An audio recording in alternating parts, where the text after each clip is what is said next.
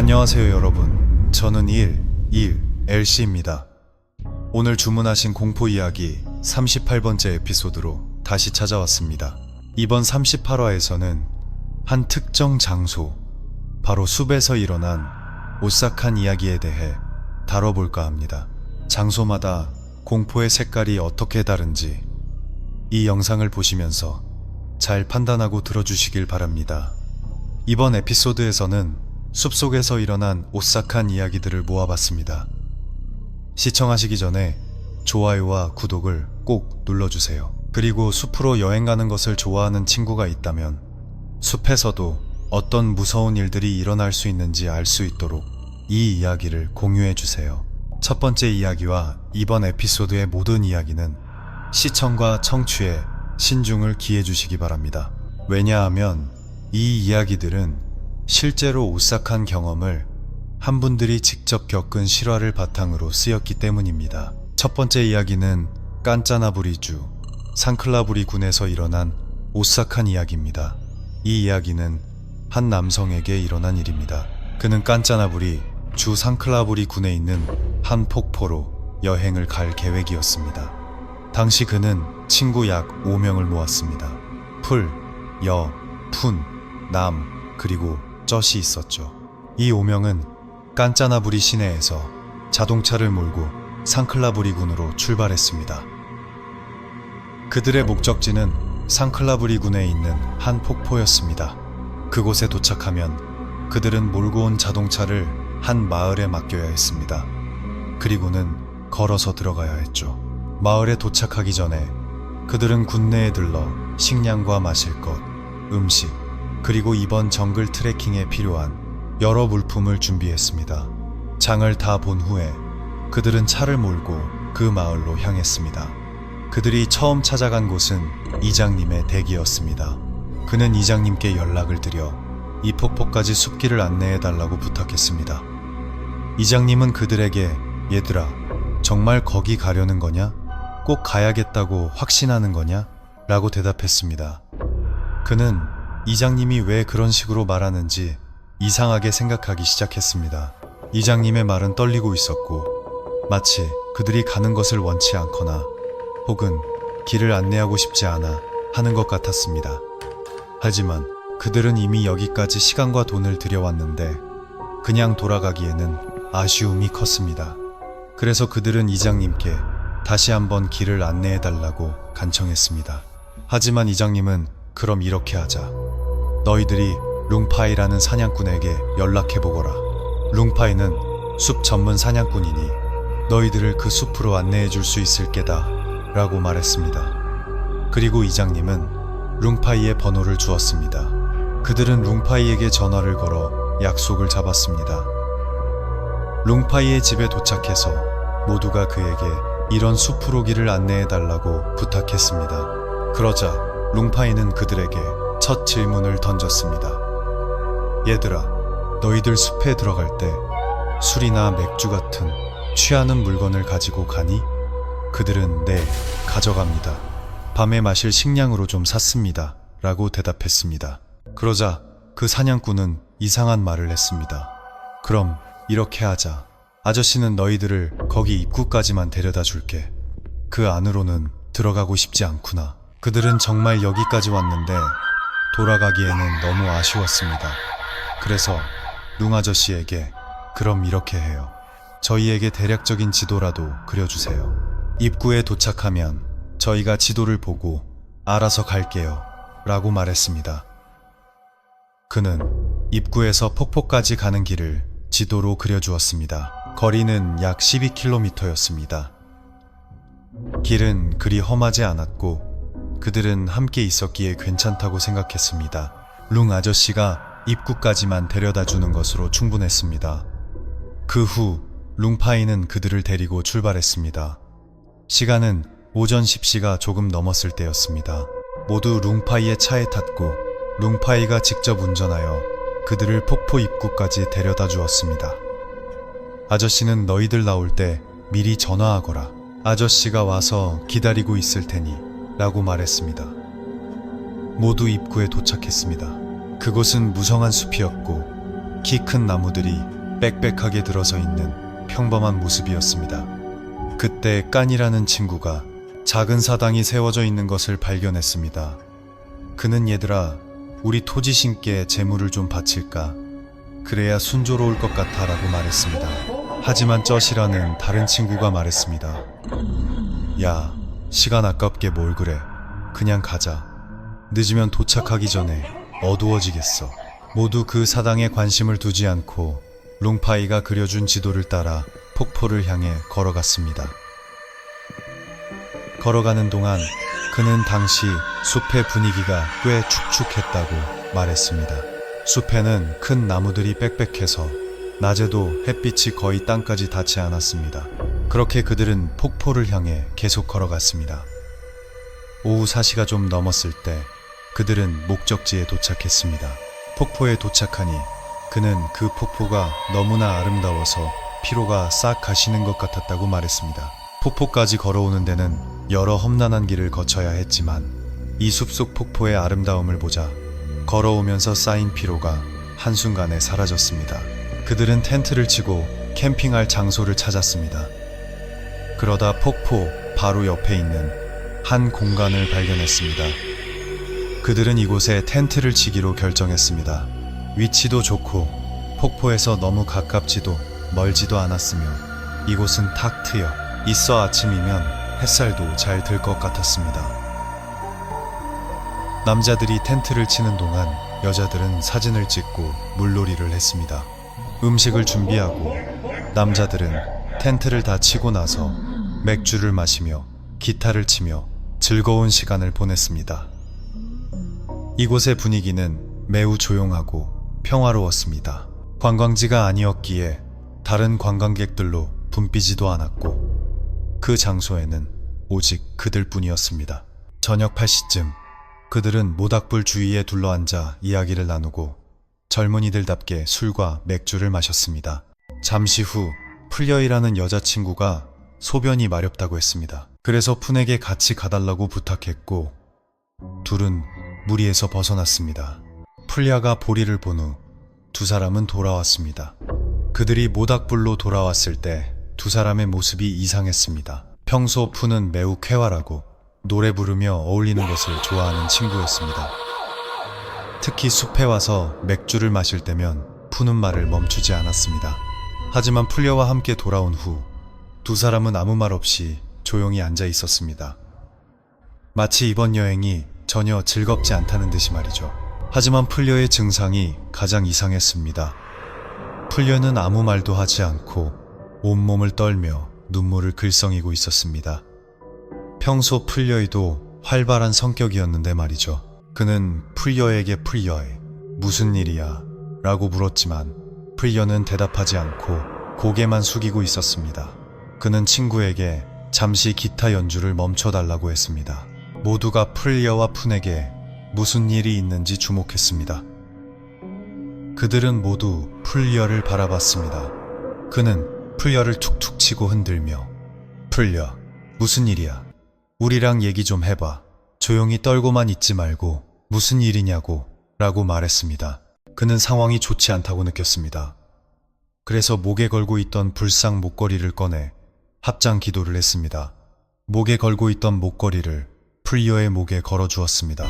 목걸이가 풀려의 목에 닿는 순간 갑자기 풀려는 기절하며 잠들어 버렸습니다. 모두가 어리둥절했습니다. 대체 무슨 일이 일어난 건지 알 수 없었습니다. 그들은 풀려를 텐트로 옮겨 눕히고 이불을 덮어주며 잘 수 있도록 자리를 마련해 주었습니다. 그리고 남은 사람들은 다시 모여 어울렸습니다. 밤 11시가 넘자 친구들 모두 졸리기 시작했습니다. 그래서 오늘은 이만하고 자는 게 좋겠다. 내일 아침 일찍 일어나서 맑은 공기를 마음껏 마시자 라고 말했습니다. 모두가 일어나 텐트로 들어가 잠을 자려던 순간 쩌시라는 친구가 그들이 걸어 들어왔던 방향을 돌아보았습니다. 그리고 쩌은 그 길에서 한 중년 여성이 아이를 안고 어둠 속에서 걸어 나오는 것을 보았습니다. 쩌은 큰 소리로 아주머니 어디 가세요? 아이 데리고 어디 가세요? 라고 물었습니다. 모두가 쩌시 가리키는 방향으로 고개를 돌렸고 정말로 그 여자를 보았습니다. 그 여자는 대답했습니다. 하지만 그녀의 대답은 대략 아이가 아파서 마을에 있는 의사에게 데려가는 중이야 라는 식이었습니다. 말투는 산악 부족이나 미얀마 사람처럼 발음이 약간 불분명했지만 그들은 아이가 아파서 마을 의사에게 데려간다는 내용을 알아들을 수 있었습니다. 그는 밤 11시에 누가 이렇게 어두운 길을, 그것도 여자 혼자서 다닐 수 있는지 의아했습니다. 하지만 다른 친구가 괜찮을 거야. 이 지역 사람이니 자주 드나들겠지. 걱정하지 마 라고 말했습니다. 그 후 그들이 본 그 아주머니는 어둠 속으로 사라졌습니다. 아마 마을로 나가는 길이었을 겁니다. 그들은 안심했습니다. 아마 이 숲속 마을에 사는 사람이겠거니 하고 생각했죠. 그들은 안심하고 잠자리에 들었습니다. 하지만 이것저것 하다 보니 거의 자정이 넘어서야 잠들 수 있었습니다. 그때 그는 잠이 오지 않았습니다. 아무리 해도 잠들 수 없었죠. 눈을 감고 왼쪽, 오른쪽으로 한참을 뒤척였지만 잠이 오지 않았습니다. 잠시 후 그는 텐트 밖에서 사람이 걷는 소리를 들었습니다. 마치 누군가 밖에서 나무잎을 밟는 소리 같았습니다. 바삭, 바삭, 바삭. 그 소리를 들었을 때 그는 옆에 자고 있던 푼을 가볍게 흔들었습니다. 푼, 너도 들려? 들리냐고 라고 물었지만 푼은 대답하지 않고 그의 뺨을 세게 때렸습니다. 그리고 입 닥쳐. 그냥 자. 뭘 듣든 간에 아는 척 하지 마. 조용히 해 라고 말했습니다. 그는 화가 났습니다. 푼, 그냥 물어본 건데 왜 뺨을 때리는 거야? 하지만 잠시 후 그 소리는 사라졌습니다. 하지만 그걸로 끝이 아니었습니다. 새벽 1시가 넘었을 때 그들은 바람을 타고 휘파람 소리를 들었습니다. 마치 여러 발이 제자리 걸음을 하는 소리와 함께 그들이 들었던 휘파람 소리가 들려왔습니다. 그는 눈을 감고 잠을 청하려 했지만 도저히 잠들 수 없었습니다. 잠시 후 그가 누워있는 동안 무언가가 그들의 텐트를 흔드는 것 같았습니다. 그는 더 이상 참을 수 없었습니다. 푼에게 몸을 돌려 말했습니다. 푼, 너도 나처럼 소리 들리지? 나 더는 못 참겠어. 이번에는 푼이 온몸을 떨며 식은땀을 흘리고 있었습니다. 푼은 나도 들었어. 자고 싶은데 잠이 안 와. 라고 대답했습니다. 풀려를 제외한 모두가 깨어났습니다. 풀려는 여전히 잠들어 있었습니다. 그들은 어떻게 해야 할지 몰랐습니다. 친구들은 텐트 안에 둥글게 모여 앉아 어떻게 해야 할지 의논했습니다. 사람 발소리는 여전히 텐트 주위를 맴돌았고 모두를 공포에 떨게 했습니다. 잠시 후 텐트 밖에서 한 중년 남자의 목소리가 들려왔습니다. 너희들 전부 살아남지 못할 거다. 누군가 한 명은 죽어야 해. 무슨 짓을 했는지 너희 중 하나는 죽어야 한다. 오늘 밤 분명히 죽는 자가 있을 것이다. 그 말에 모두가 극심한 공포에 휩싸였습니다. 그것은 그의 인생에서 가장 무서운 순간이었습니다. 손발이 모두 떨렸고 아무것도 할 수 없었습니다. 푼과 남은 그저 울고만 있었습니다. 그와 젖 그리고 까는 그저 기도문을 외울 뿐이었습니다. 신이 모두를 보호해 주시기를 바라며 기억나는 모든 기도문을 외웠습니다. 그러자 모든 것이 점차 조용해지며 평온을 되찾는 듯 했습니다. 모두 서둘러 베개에 머리를 눕히고 잠이 들었습니다. 그날 밤 모두가 깊이 잠들었습니다. 다음날 아침 7시가 좀 넘었을 때 하늘이 밝아오기 시작했습니다. 친구간이 와서 그를 깨워 세수를 하라고 했습니다. 그리고 어젯밤 무슨 일이 있었는지 이야기하자고 했습니다. 가장 먼저 프리어부터 시작했습니다. 프리어는 가장 먼저 일어나서 많은 것이 기억나지 않지만 소변이 몹시 마려웠던 것과 푼을 데리고 갔던 것은 기억난다고 했습니다. 보리를 보던 중 그녀는 무심코 폭포 위쪽을 바라보았습니다. 그녀는 카렌족처럼 보이는 젊은이들이 폭포 위에서 자신들을 내려다보고 있는 것을 보았다고 했습니다. 그들을 내려다보는 사람들의 눈은 핏빛처럼 새빨갰습니다. 그 말을 듣고 모두가 혼란스러웠습니다. 우리가 뭔가 잘못한 게 있을까? 우리가 뭔가 규칙을 어기거나 예의에 어긋나는 행동을 한 걸까? 한참을 의논한 후 그들은 샤워를 하고 보리를 본 뒤 짐을 챙겨 마을로 돌아가기로 했습니다. 더 이상 머물고 싶지 않았습니다. 폭포에서 입구까지 걸어 나오는데 오후 1시가 좀 넘어서 도착했습니다. 입구에 도착하니 아직 먹지 않은 음식과 물건들이 남아있는 것을 보았습니다. 그들은 입구에 있는 사당에 제물로 바치기로 했습니다. 우리가 혹시라도 무례하게 굴었거나 의도치 않게 잘못한 것이 있다면 용서해달라는 의미에서였습니다. 오후 1시가 넘어 도착했기 때문에 그들은 아저씨에게 전화할 필요 없이 그냥 마을로 걸어가 보자고 생각했습니다. 그들은 마을로 걸어 들어갔습니다. 훈이 머리가 너무 아프고 숨쉬기도 힘들다고 말했습니다. 열이 나는 것 같았습니다. 그래서 그들은 마을 보건소에 들러 진통제나 해열제를 얻어먹기로 했습니다. 그는 자원에서 보건소에 약을 받으러 들어갔습니다. 약을 기다리며 앉아 있는데 갑자기 한 여성이 들어와 보건소 직원에게 말했습니다. 어제 죽은 그 모자 시신 차에 실어 보낼까요? 그 말을 듣는 순간 그의 심장이 쿵 내려앉았습니다. 그는 직원에게 선생님, 제가 시신 얼굴을 좀 봐도 될까요? 라고 물었습니다. 직원은 혹시 친척이신가요? 라고 물었고 그는 아닙니다. 선생님이라고 대답한 후 어젯밤의 이야기를 들려주었습니다. 결국 직원은 그를 시신 얼굴을 보러 데려갔습니다. 천을 걷어내자 그는 거의 주저앉을 뻔했습니다. 그는 어젯밤에 함께 있었던 친구들을 불러 이게 어젯밤에 본 그 사람이 맞는지 확인하게 했습니다. 모두가 경악했습니다. 그들이 본 얼굴은 어젯밤에 본 그 얼굴과 똑같았기 때문입니다. 모두가 차를 가지러 가는 동안 한 할아버지가 다가왔습니다. 할아버지는 상의를 벗고 온몸에 문신을 하고 있었습니다. 그는 그들에게 다가와 물었습니다. 너희들 도시 사람이냐? 봉산호 비양에 대해 들어봤느냐? 그들은 할아버지가 무슨 말을 하는지 몰랐습니다. 할아버지는 마치 대화를 걸려는 듯 했습니다. 그는 그럼 이렇게 하자. 우리 집에 가서 물이라도 마시고 가거라. 내가 이야기를 들려주마 라고 말했습니다. 모두들 어차피 여기까지 왔으니 하고 동의했고 그 할아버지의 집으로 갔습니다. 할아버지는 이야기해 주었습니다. 옛날에 너희들이 갔던 그 깊은 숲 속에 마을이 하나 있었단다. 그 마을은 봉산옷 비양이라고 불렸지. 마을 사람들은 개울의 납성분 때문에 모두 병들어 죽었단다. 마을 전체가 죽었지. 그래서 이 근처 마을 사람들은 그곳을 봉산옷 비양이라고 부르는데 카렌족 언어로 귀신들이 모이는 장소라는 뜻이야. 그래서 아무도 감히 그곳에 들어가지 않아.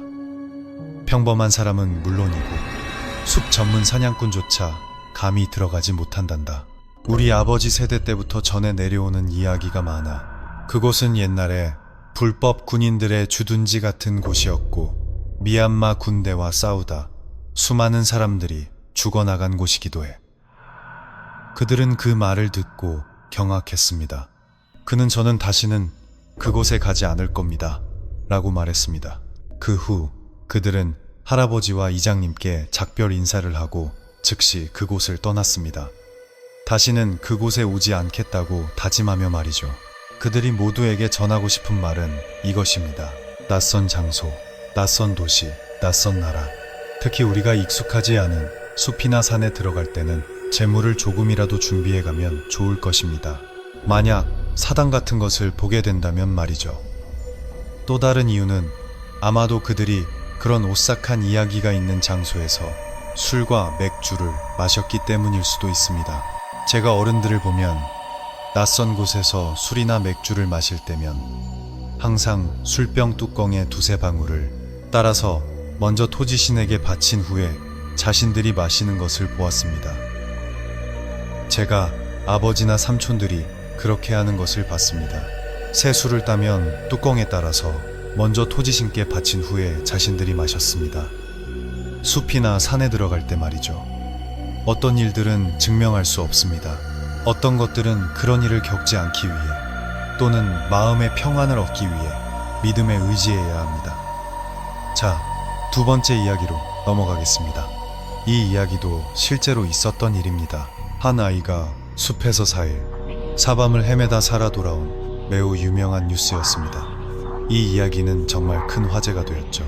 한 남자아이가 숲에서 길을 잃어 가족들이 모두 찾아 나섰지만 아무리 찾아도 찾을 수 없었습니다. 그리고 이 아이의 이야기는 실화 탐사대 같은 프로그램에도 방영되었습니다. 당시 매우 유명한 뉴스였죠. 이 사건은 나콘사완 주에 있는 매웡 국립공원 숲에서 일어났습니다. 아이는 4일 동안 숲에서 길을 잃었다가 기적적으로 살아 돌아왔습니다. 아이가 돌아온 후 4일 동안 사라졌을 때 무엇을 겪었는지 이야기해 주었습니다. 그 아이는 카사바 밭에서 일하고 있는 엄마를 찾아 걸어가고 있었다고 합니다. 엄마를 찾아갈 때면 아이는 항상 강아지와 함께 놀았고 아이들처럼 뛰어놀았습니다. 아이가 사라졌을 때 공원 관리인들과 마을 사람들은 모두 아이를 찾아 나섰습니다. 수색 인원을 동원해 아이를 찾았지만 아무리 찾아도 찾을 수 없었습니다. 마을을 봉쇄하고 약 20만 300명이 수색에 참여했지만 아이를 찾을 수 없었습니다. 이틀째가 되어서야 약간의 실마리가 보이기 시작했습니다. 아이를 찾을 수 있을 거라는 희망이 생겼죠. 왜냐하면 아이가 함께 놀던 강아지가 그날 함께 사라졌기 때문입니다. 부모님은 어떻게 해야 할지 몰라 결국 무속신앙에 의지하기 시작했습니다. 3일째에도 아이를 찾지 못했습니다. 그리고 4일째가 되어서야 관리인들이 폭포가에서 아이를 발견했습니다. 아이는 온몸이 멍투성이인 상태였습니다. 아이는 매우 지저분했고 몸은 며칠 굶은 사람처럼 앙상하게 말라 있었습니다. 피부가 뼈에 달라붙을 정도였죠. 사람들은 4일 동안이나 사라졌던 아이가 어떻게 살아남았는지 거의 믿을 수 없었습니다. 그 후 아이가 음식을 먹고 물을 마시자 몸은 다시 건강을 되찾았고 정신 상태도 좋아지기 시작했습니다. 사람들은 아이에게 숲에 있을 때 무엇을 했고 무엇을 보았는지 묻기 시작했습니다. 아이는 이렇게 이야기했습니다. 그날 개와 한참 놀고 있는데 개 한 마리가 앞장서서 걸어가기 시작했다고 합니다. 아이는 개를 따라갔지만 개는 어디론가 가버렸습니다. 아이는 개를 따라 숲 가장자리까지 달려갔습니다. 아이는 상황이 좋지 않다고 느껴 개를 쫓아갔습니다. 개에게 위험한 일이 생길까봐 걱정되었기 때문입니다. 아이의 순수한 마음이었죠. 숲으로 뛰어들어갔을 때 아이는 자기 또래의 여자아이 한 명을 보았습니다. 그 여자아이는 아이에게 같이 놀자, 우리 집에 놀러가자 라고 말했다고 합니다. 아이는 어린 마음에 친구를 만났다는 생각에 그 아이와 함께 놀러갔습니다. 아이가 숲에서 만난 여자아이는 우리 집은 크고 아주 예뻐. 먹을 것도 많고 거기 가면 다른 친구들도 많이 기다리고 있어 라고 말했습니다. 그 말을 들은 아이는 그 여자아이를 따라가기로 결심했습니다. 하지만 얼마 걷지 않아 아직 집이나 친구들을 보기도 전에 아이는 너무 멀리 온 것 같아 집에 돌아가야겠다.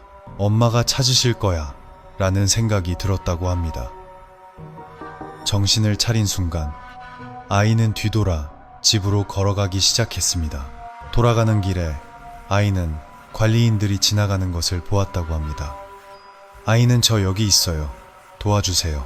라고 소리쳤지만 마치 관리인들이 아이의 목소리를 듣지 못하는 것 같았다고 합니다. 밤이 되자 아이는 그 숲에서 잠이 들었습니다. 깨어났을 때 아이는 그 여자아이를 다시 물가에서 보았습니다. 그 아이는 자신을 아름다운 곳으로 데려갔습니다. 마치 천국 같은 곳이었다고 합니다. 아이는 그곳에서 매우 행복하게 뛰어놀았다고 말했습니다. 놀다가 지치면 아이는 나무숲을 깔고 길가에서 잠이 들었습니다. 아이가 기억하는 마지막 장면은 밝은 빛과 함께 많은 사람들이 자신을 찾아온 것이었습니다. 그것이 바로 사람들이 아이를 발견한 순간이었습니다. 아이의 가족과 친척들은 아이가 정말로 다른 차원의 세계, 즉 전설 속에 숨겨진 도시무 앙람레에 다녀온 것이라고 믿었습니다. 예전부터 이 근처에 살던 노인들 사이에서는 이곳에서 길을 잃고 다른 차원으로 들어간 사람들에 대한 이야기가 전해져 내려왔다고 합니다. 그곳은 매우 아름다운 도시이며 어떤 사람들은 돌아왔지만 어떤 사람들은 영원히 사라져버렸다고 합니다. 이 이야기는 우리나라에서 실제로 일어난 매우 기이한 이야기입니다. 자, 다음 이야기입니다. 이 이야기는 딱 테이티 주에서 일어난 일입니다. 이 모든 이야기는 K씨에게 일어난 일입니다. K씨는 등산을 매우 좋아하는 사람으로 자주 캠핑을 가곤 했습니다. 이 사건은 그가 딱 주위 한 숲에서 캠핑을 하던 중에 일어났습니다. 이 숲은 거리가 꽤 멀고 올라가는 길이 매우 가파릅니다. 우리나라에서 가장 가파른 곳 중 하나라고 할 수 있습니다. 등산과 캠핑을 좋아하는 사람들은 이곳을 딱 주에 황금산이라는 별명으로 잘 알고 있습니다. 출발하기 전에 K씨는 친구들에게 얘들아, 딱 주로 캠핑 가자. 같이 갈 사람? 이라고 물었지만 아무도 K씨와 함께 가지 않았습니다. 왜냐하면 K씨가 평일에 출발하기로 했기 때문에 친구들은 일을 쉴 수 없었습니다. 그는 괜찮아, 혼자 가지 뭐. 어차피 가기로 마음먹었으니까 라고 결심했습니다.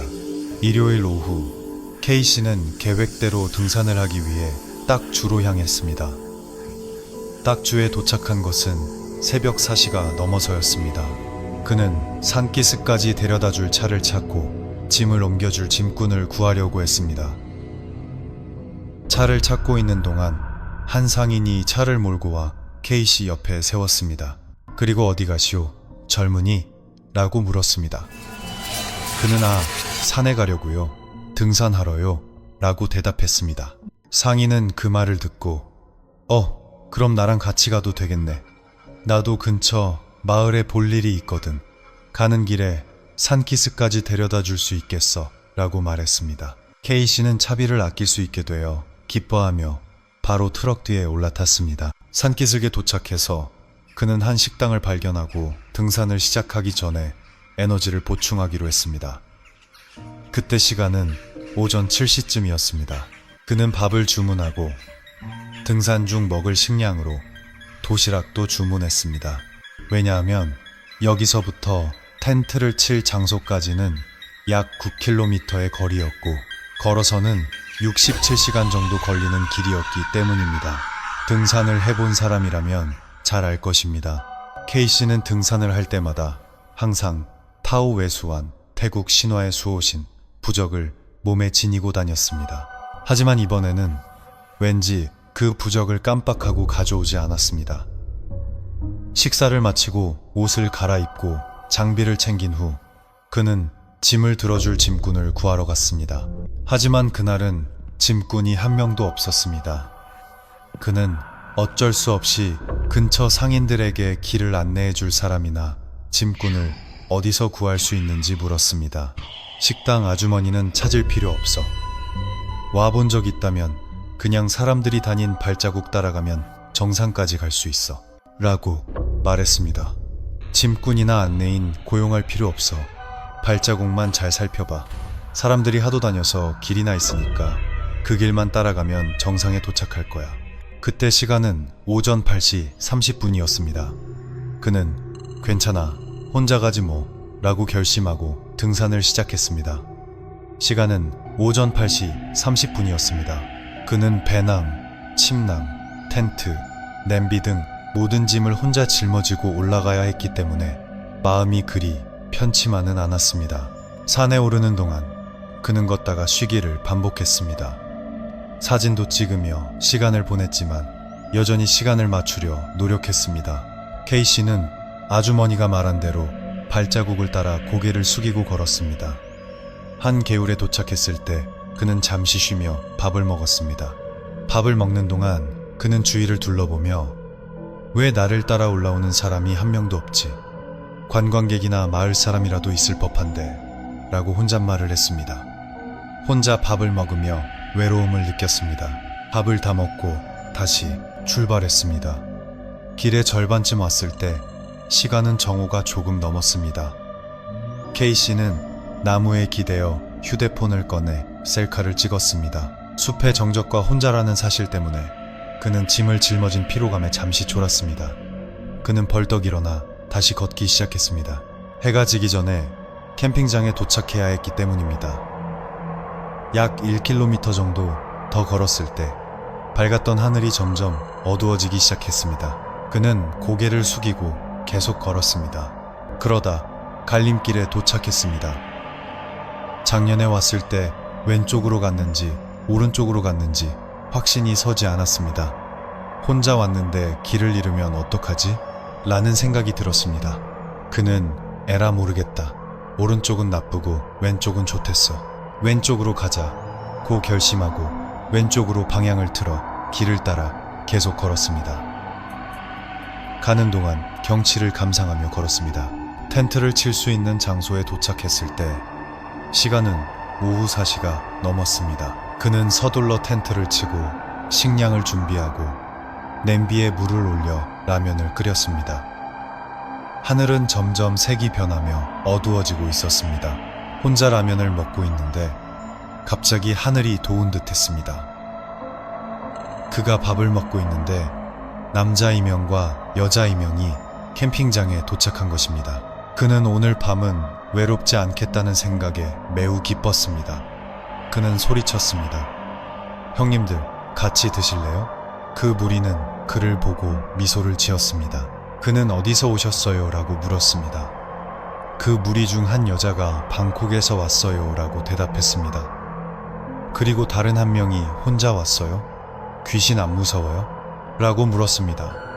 그는 그 질문에 소름이 돋았지만 농담처럼 대답했습니다. 저도 무서워요, 형님. 그리고는 가볍게 웃었습니다. 그때 K씨는 이 사람들과 대화하면서 이상한 점을 느꼈습니다. 무언가를 물으면 단답형으로 대답하고 좀처럼 웃지도 않았습니다. 마치 밥 드셨어요? 라고 물으면 먹었어요? 라고 대답하고는 침묵이 흐르는 시기였습니다. 대화를 이어가려 하지 않았습니다. 네 사람은 텐트를 치기 시작했습니다. 그는 그들을 도와 텐트 치는 것을 거들었습니다. 그리고는 다시 돌아와 자신의 저녁을 마저 먹었습니다. 하늘은 완전히 어두워졌습니다. 그는 개인적인 볼일을 다 보고 텐트 앞에 랜턴을 걸어 불을 밝혔습니다. 그때 그는 자신의 물이 거의 다 떨어진 것을 알아차렸습니다. 그곳의 물은 고인물이라 마시려면 끓여야 했습니다. 하지만 그는 이제 자고 싶었기 때문에 옆 텐트의 형님들에게 도움을 청하러 갔습니다. 형님, 제 물이 다 떨어졌는데 물 한 병만 빌릴 수 있을까요? 그 무리는 말없이 물 한 병을 꺼내 주었습니다. 그에게 아무 말도 하지 않았습니다. 그는 물을 받아들고 감사합니다. 형님, 이라고 말했습니다. 그가 자신의 텐트로 돌아가려던 순간 텐트 안에 한 여자가 말했습니다. 동생, 내일 일찍 돌아가요. 만약 서두르지 않는다면 서두르는 게 좋을 거예요. 해가 완전히 떠오르기 전에요. 그는 그 말을 듣고 이상한 생각이 들었지만 네 형님, 네 형님이라고 대답하며 미소를 짓고 자신의 텐트로 돌아왔습니다. 왜 해가 뜨기 전에 서둘러 돌아가라고 했는지 의아해하며 말입니다. 텐트에 도착해서 그는 바로 침낭 속으로 들어갔습니다. 타오 외수한 부적을 입고 온 것이 생각나 그는 기도문과 주문을 외우고 자비의 명상을 했습니다. 그는 토지신과 산신령에게 오늘 밤 이곳에 머물게 해달라고 보호해달라고 빌었습니다. 그동안 그는 마치 누군가 자신의 텐트 주위를 빙빙 도는 소리를 들었습니다. 그는 옆 텐트의 형님들이 아닐까 생각했습니다. 그가 기도하고 명상하는 동안 사람들이 대화하는 소리 같은 것이 들렸습니다. 하지만 그는 그들이 무슨 말을 하는지 전혀 알아들을 수 없었습니다. 명상을 마친 후 그는 잠을 청했습니다. 한참을 뒤척였습니다. 왼쪽, 오른쪽으로 꽤 오랫동안 자세를 바꾸었습니다. 잠시 후 무언가가 그의 코끝을 건드리고는 왼쪽으로 부드럽게 쓸고 지나가는 느낌이 들었습니다. 그는 큰일 났다. 텐트 안에 모기가 들어왔구나 라고 생각했습니다. 잠시 후 무언가가 그의 머리를 건드리는 느낌이 들었습니다. 그리고 귓가에 작은 속삭임이 들렸습니다. 어머니도 공덕을 좀 받고 싶구나. 그 목소리는 북부 사투리 같았습니다. 그는 온몸에 소름이 돋았습니다. 그는 꼼짝도 못하고 굳어버렸습니다. 그는 정신을 가다듬고 다시 기도하며 명상을 시작했습니다. 마음속으로 이 근처의 영혼들이 부디 이 공덕을 받으시길 기원했습니다. 그러자 모든 것이 조용해졌습니다. 시간이 좀 지난 후 그는 옆으로 누워 잠이 들었습니다. 한참을 그렇게 누워있다 보니 몸이 뻐근해서 자세를 바꾸려고 했습니다. 바로 눕기 위해 몸을 돌리려 했습니다. 몸을 돌려 바로 눕는 순간 그는 저절로 눈을 떴습니다. 그리고 그의 눈앞에 보인 것은 한 남성이었습니다. 그는 텐트 구석에 무릎을 끌어안고 앉아 그를 뚫어지라 쳐다보고 있었습니다. 그 남자가 무릎을 끌어안고 앉아있던 곳은 그의 발치쯤이었습니다. 그 형체는 사람의 모습이 분명했지만 온통 새까만 그림자였습니다. 그때 그 수수께끼의 그림자는 그가 눈을 뜬 것을 보고는 아까와 같은 목소리로 말했습니다. 정말 고맙구나. 그리고 그 그림자는 그를 향해 미소를 지었습니다. 그 순간 그는 너무 놀라 바로 눈을 감고 침낭으로 머리까지 뒤집었었습니다. 온몸을 떨며 타오 외수한 신을 생각했습니다. 제발 도와달라고, 저를 구해달라고 빌었습니다. 그러다 그는 어느새 잠이 들었습니다. 다음날 아침 그는 일찍 일어나 텐트 밖으로 나가 맑은 공기를 맘껏 들이마셨습니다. 전망대에 가서 아침 안개와 일출을 볼 생각이었습니다. 텐트에서 나왔을 때 그는 다시 한번 놀랐습니다. 갑자기 어젯밤 옆에 있던 네 사람의 텐트 두 동이 사라진 것입니다. 그는 그 형님들이 어젯밤 말한 대로 정말 일찍 돌아갔나 보구나. 전망대에 갔을지도 몰라 라고 생각했습니다. 그는 전망대로 걸어갔습니다. 하지만 그곳에는 아무도 없었습니다. 그 네 사람도 보이지 않았습니다. 그는 별 생각 없이 자연의 아름다운 경치를 감상했습니다. 정말 아름답구나. 오길 잘했어. 계획을 미루지 않길 잘했지. 그 후 그는 짐을 챙겨 하산할 준비를 했습니다. 그때 어젯밤 한 형님의 말이 떠올랐습니다. 왜 해가 뜨기 전에 돌아가라고 했을까? 짐을 챙기면서 커피를 마시기 위해 물을 끓였습니다. 해가 완전히 떠올랐을 때 그는 짐을 챙겨 하산하기 시작했습니다. 올라왔던 길로 내려갔습니다. 그런데 그는 매우 놀랐습니다. 올라왔던 길이 완전히 사라져버린 것입니다. 그가 걸어왔던 길의 흔적이 전혀 남아있지 않았습니다. 분명히 그가 올라왔던 길인데 내려갈 때는 그 흔적이 전혀 보이지 않았습니다. 그는 길을 잃었다는 것을 직감했습니다. 그는 가장 익숙해 보이는 길을 찾으려고 노력했습니다. 길을 찾으며 주위를 둘러보는 동안 그는 두려워지기 시작했습니다. 그는 두 손을 모아 신성한 존재들에게 기도했습니다. 산신령님, 토지신령님, 부디 이 숲을 빠져나갈 수 있도록 도와주세요. 바로 그때 구름이 몰려와 해를 가렸습니다. 마치 그가 올라올 때와 똑같이 말입니다. 하늘은 다시 어두워졌습니다. 큰 구름이 해를 가렸기 때문입니다. 그는 어떻게 해야 할지 몰랐습니다. 계속 가면 길을 잃을 뻔했습니다. 그래서 그는 다시 캠핑장으로 돌아가 구조를 기다리기로 했습니다. 뒤돌아 캠핑장으로 돌아가려던 순간 한 목소리가 들려왔습니다. 이복의 젊은이, 여기서 뭘 하나? 어떻게 여기까지 왔어? 그는 뒤돌아보았습니다. 한 할아버지가 보였습니다. 숲에서 약초를 캐는 사람처럼 보였습니다. 그는 너무 기뻐서 할아버지에게 말했습니다. 할아버지, 제가 길을 잃었어요. 내려가는 길을 못 찾겠어요. 아무리 찾아도 보이지 않아요. 할아버지는 웃으며 그에게 따라오라고 했습니다. 그는 할아버지를 따라 계속 걸었습니다. 20분도 채 되지 않아 그가 올라왔던 갈림길에 도착했습니다. 왼쪽으로 갈지 오른쪽으로 갈지 고민했던 그곳이었습니다. 그는 의아했습니다. 올라올 때는 여기까지 오는데 한참 걸렸는데 어떻게 이렇게 금방 도착했지? 올라올 때는 1시간이 넘게 걸렸는데 그 할아버지는 말했습니다. 여기까지만 데려다 주마. 이제 길이 보일 게다. 난 바빠서 이만 가봐야겠다. 그리고 할아버지는 그와 헤어졌습니다. 그가 뒤돌아 감사 인사를 하려던 순간 할아버지는 소리쳤습니다. 내가 오히려 고맙지. 정말 고맙구나. 그 말투, 그 목소리, 할아버지의 말하는 방식. 그는 무언가 이상하다는 것을 느꼈습니다. 왜 그 목소리가 예전에 들어본 것 같은지 갑자기 어젯밤의 기억이 떠올랐습니다. 텐트 안에서 무릎을 끌어안고 앉아있던 사람의 모습이 그의 머릿속에 되살아났습니다.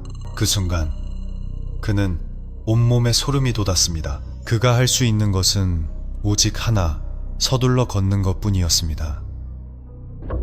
만약 그 할아버지가 어젯밤에 본 그 그림자였다면 어땠을까 하는 생각은 하고 싶지도 않았습니다. 그는 서둘러 그 숲을 무사히 빠져나왔습니다. 그리고 이 공포스러운 경험을 친구들에게 이야기해 주었습니다. 이번 등산에서 무슨 일을 겪었는지 말입니다. 그것은 그가 평생 잊지 못할 경험이었습니다.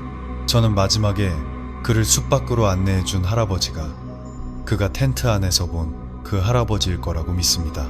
아마도 그에게 공덕을 베풀어 준 것에 대해 감사 인사를 하러 온 것이겠죠. 또 하나 이상한 점은 저는 그가 마지막에 올라오는 것을 본 네 사람이 관광객이나 마을 사람이 절대 아니라고 생각합니다. 만약 관광객이나 마을 사람이었다면 그렇게 이른 새벽 어둠 속에서 산을 내려오지는 않았을 테니까요. 분명 다른 존재였을 겁니다. 어떠셨나요? 숲에서 일어난 오싹한 이야기들 정말 소름 돋지 않나요? 등산 경험이 있는 분들 중 각자 겪은 오싹한 이야기는 어떨까요? 만약 그런 경험이 있다면 댓글로 알려주세요. 당신이 등산을 가거나 캠프 활동을 갔을 때 그런 일을 겪은 사람이 있었나요? 한 번은 제가 대학교 때 캠프에 간 적이 있습니다. 깃과 뒤 들어가는 이름의 한 숲에서 캠프를 했습니다. 텐트를 치고 캠핑하는 평범한 활동이었습니다. 저와 친구들은 텐트에서 자고 있었는데 선생님들이 배치해준 텐트는 원형으로 배치되어 있었고 남녀 구역이 명확히 나뉘어 있었습니다. 저와 제 친구들은 그 원에서 약간 벗어난 구역에 있었습니다. 화장실에서 그리 멀지 않은 곳이었죠. 우리가 자려고 누웠을 때 잠이 오지 않았습니다. 그래서 일어나 텐트 안에서 놀기로 했습니다. 카드를 가져와서 카드놀이를 했습니다. 잠시 후 우리는 마치 캠프에 온 다른 친구 중 누군가가 수다 떠는 소리를 들었습니다.